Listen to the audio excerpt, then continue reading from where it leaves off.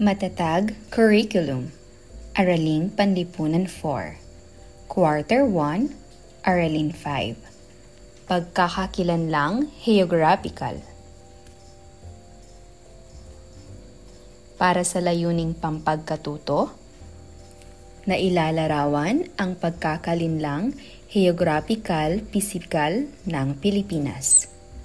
Pangalawa, na paghahambing ang iba't ibang pangunahing anyong lupa at anyong tubig ng bansa. Pagkakakilanlang geographical. Look a word. Bilugan sa loob ng kahon ang salitang tinutukoy sa bawat bilang. Sagutin ang mga tanong pagkatapos. Isulat ang sagot sa AralPan notebook. Para sa unang bilang, sukat ng lupain na nasasaklaw ng jurisdiksyon ng isang bansa.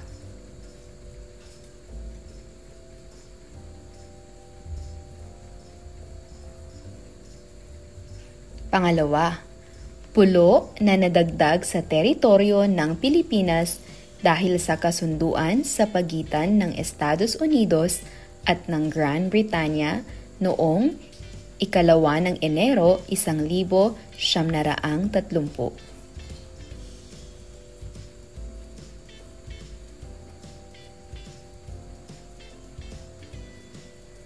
Pangatlo, artikulo sa Saligang Batas ng Pilipinas, matatagpuan ang tungkulin ng bawat Pilipinong pangalagaan at ipagtanggol ang bansa.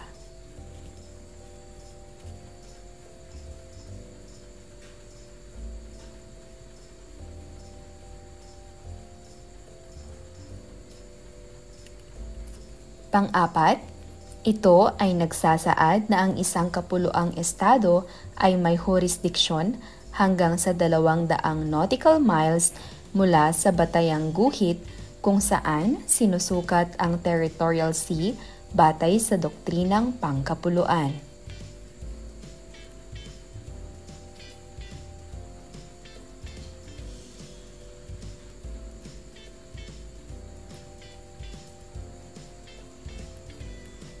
Panglima, doktrinang pinagtibay noong 1982 kung saan ipinahahayag ang jurisdiksyong teritorial ng mga estado sa kani-kanilang mga karagatan kabilang na ang mga katubigang nakapaligid sa bansa, kalapagang insular, mga puok submarina na kinalalatagan ng archipelago.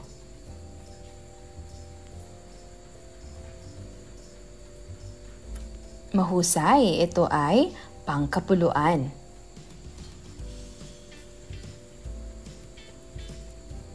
Narito ang mga gabay na tanong. Ano-ano ang mga nabuong salita? Magaling, ito ay teritoryo, mangsi, 2, exclusive economic zone, at pangkapuluan.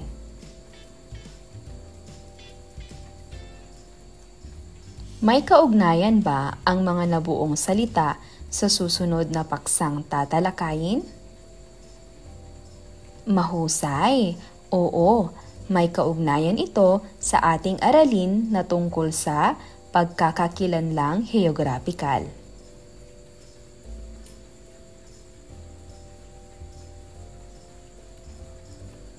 Piliin mo ang Pilipinas. Hahatiin ang inyong klase sa 2 pangkat.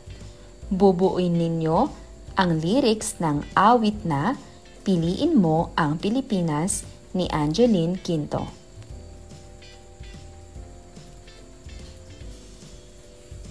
Minsan natuwa ang may likha, 7,000 pulo ang patlang. Mga hiliyas na inilatag, sa malasot lang patlang. At ang patlang niyang pinili, nasa dulo ng bahaghari. Kaya 1,000 patlang ng aakit patlang. Patlang mo rin ang Pilipinas. kapulo ang kwintas ng patlang. Piliin mo, yakapin mo, patlang niyang likas. Piliin mo ang patlang. Narito ang mga gabay na tanong. Ano ang mensahe na nais ipaunawa ng awit? Pangalawa, paano inilarawan sa awit ang katangiang pisikal ng Pilipinas? Pangatlo, kung bibigyan ka ng pagkakataon na pumunta sa isang lugar sa Pilipinas na hindi mo pa nararating, saan ito? Bakit?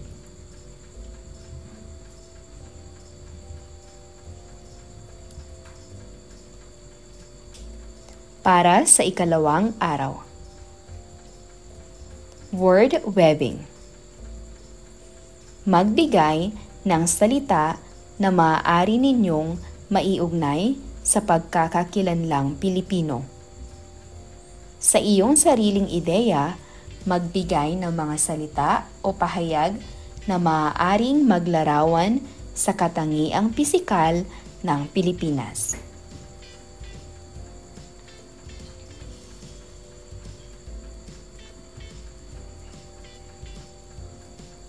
Tara, atin nang sagutan. Narito ang mga posibleng kasugutan. Perlas ng silangan, maganda, mayaman sa likas na yaman, at best tourist destination. Anyong sayo? Basahin at suriin ang mga nakatalang salita sa kaliwang bahagi ng dahon. Pangkatin ito sa kanan at itala ang kategorya nito.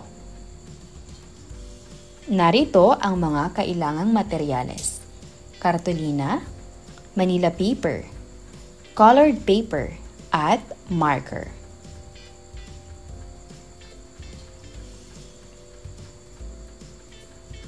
Mount Taal, bangus, tamaraw, tag-init, monkey-eating eagle, Sierra Madre, Rafflesia, Mount Apo, Sampaguita, Marmol, Waling-Waling, South Sea Pearl, Laguna de Bay, Tarsier, Mount Pulag, Chocolate Hills, Ginto, Tag-Ulan, Kalabaw, Tubataha Reef, Gitnang Luzon.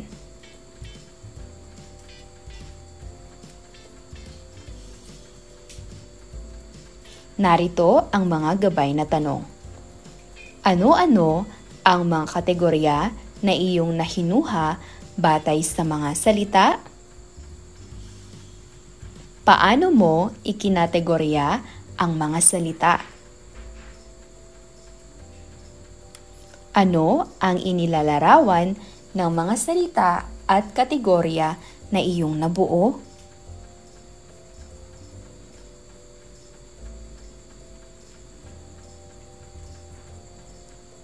Dako tayo sa pagbuo ng organizer.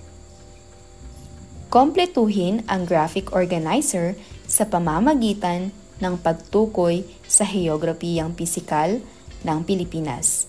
Isulat sa Aralpan notebook ang P kung panahon, K kung klima, AT kung anyong tubig, at AL kung anyong lupa ang nasa larawan.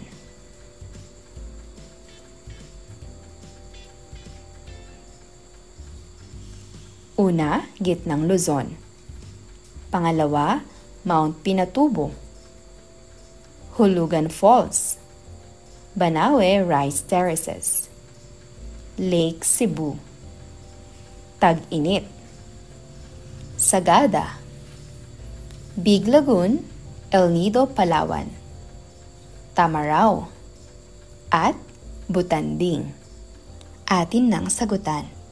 Gitnang Luzon, ito ay anyong lupa. Mount Pinatubo, anyong lupa. Hulugan Falls, anyong tubig. Banawe Rice Terraces, anyong lupa. Lake Cebu, anyong tubig. Tag-init, klima. Sagada, klima. Big Lagoon, El Nido, Palawan, anyong tubig.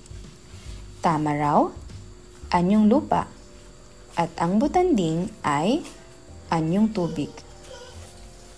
Ikatlong araw, Heograpiyang pisikal, klima, panahon, anyong lupa at anyong tubig. Connect to express. Pag-ugnayin ang mga larawan upang makabuo ng kaisipan.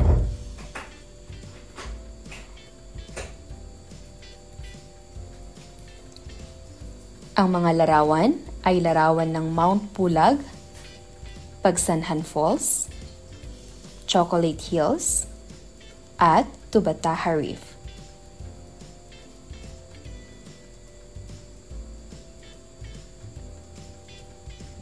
Narito ang mga gabay na tanong. Ano-ano ang mga lugar na nasa larawan? Nakarating ka na ba sa mga lugar na ito? Ikwento ang iyong karanasan. Matutukoy mo ba kung anong uri ng heograpiyang pisikal ang nasa larawan? Narito ang mga gabay na tanong. Ano ang mensahe na ipaunawa ng awit? Batay sa awit, ilarawan ang katangiang pisikal ng Pilipinas. Ano-ano ang mga anyong lupa at tubig na binanggit sa awit? At sa iyong pakikinig sa awit, ano ang iyong naramdaman bilang isang mag-aaral na Pilipino?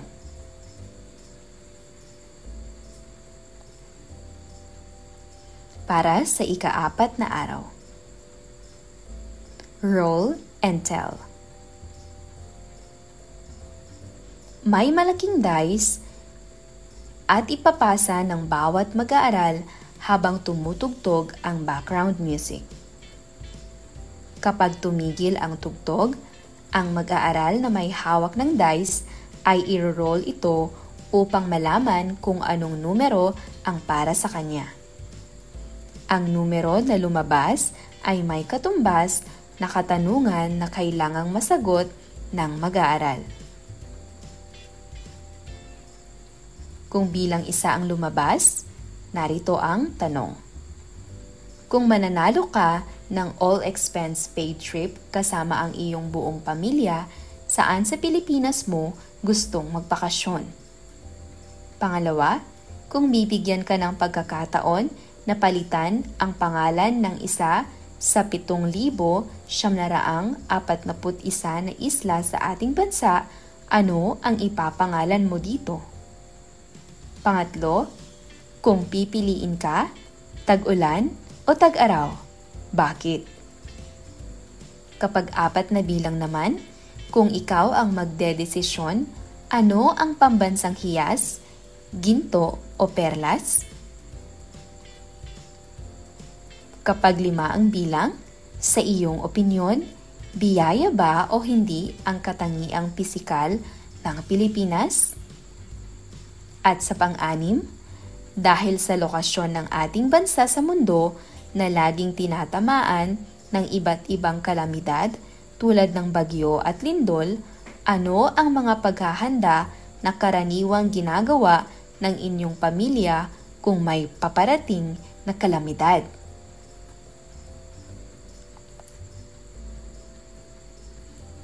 Para sa paglalapat at pag-uugnay, I am ready.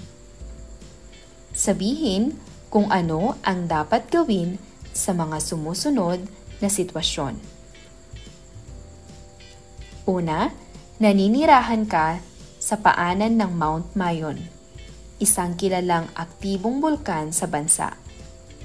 Pangalawa, marami ang turista na umaakyat sa Mount Pulag upang masilayan ang natatanging ganda ng sea of clouds nito.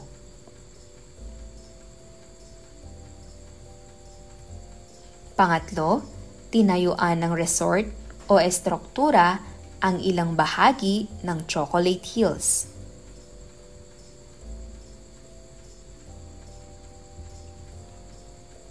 Pang-apat, napanood mo sa telebisyon na may paparating na bagyo at ang isa sa mga posibleng tamaan ay ang inyong lugar. Pang-lima, patuloy ang land conversion ng mga lupaing agrikultural upang tayuan ng subdivisions, shopping malls, at iba pang commercial establishments.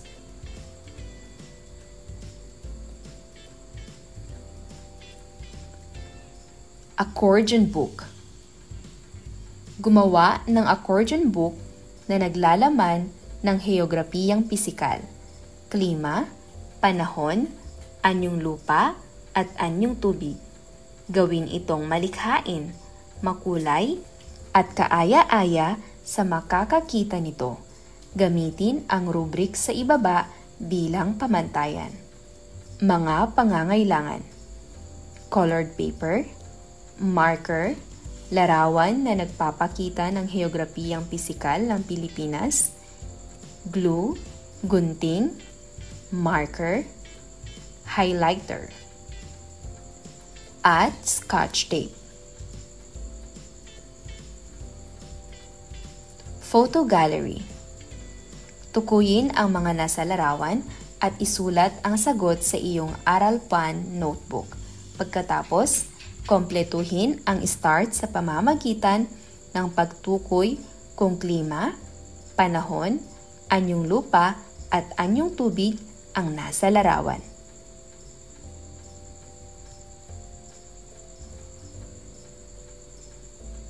Para sa unang larawan, tama, ito ay Rafflesia. Ito ay isang anyong lupa. Pangalawa, Boracay. Ito ay anyong tubig.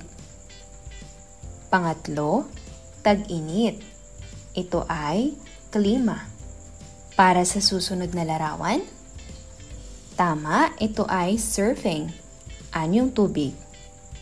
Durian, anyong lupa. At bangus, anyong tubig. Para sa ating pagsusulit, narito ang panuto. Ilarawan ang mga sumusunod na heograpiyang pisikal ng Pilipinas. Gumawa ng isang sulat para sa mga kamag-anak na nasa ibang bansa upang hikayatin ang mga ito na magbakasyon sa Pilipinas.